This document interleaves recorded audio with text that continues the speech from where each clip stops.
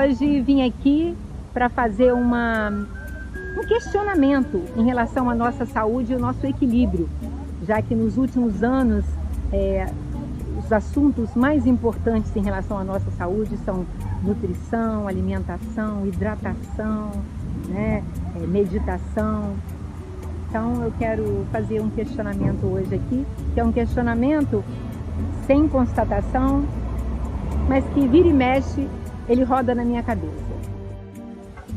Quando Deus criou o homem, Ele fez para que ele superasse as dificuldades da vida, para que fizesse valer a sobrevivência.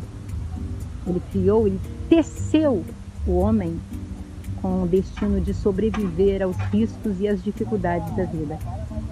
Pensando nisso, eu quero fazer esse questionamento.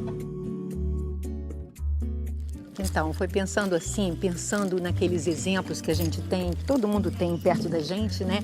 Daquelas pessoas que conseguem tudo de mão beijada, que fazem tudo, as pessoas ajudam, todas contribuem sem deixar com que ela atravesse as dificuldades e contribuem para que ela tenha uma vida mais fácil, mais leve. Tantas vezes a gente faz isso até com os filhos, né?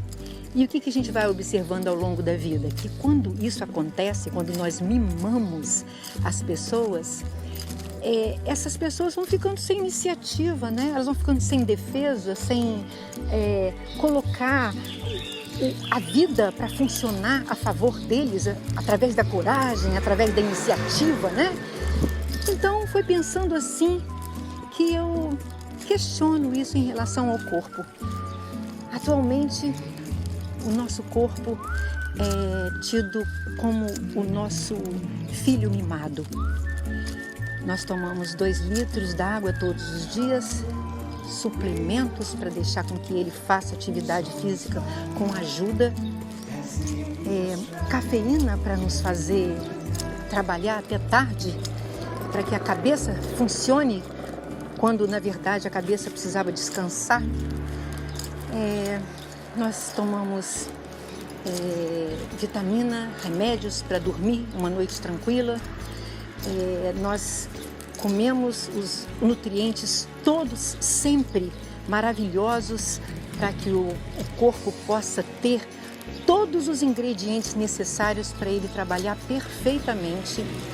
E hoje aqui eu venho questionar esse comportamento ambicioso da humanidade, que se esquece de que Deus criou o nosso corpo para enfrentar os riscos da vida, para quando atravessasse um deserto sem água, ele pudesse suportar um pouco. Eu não estou defendendo fazer uma loucura na vida. Se você tem um problema de saúde, se você tem uma doença crônica, não se trata disso.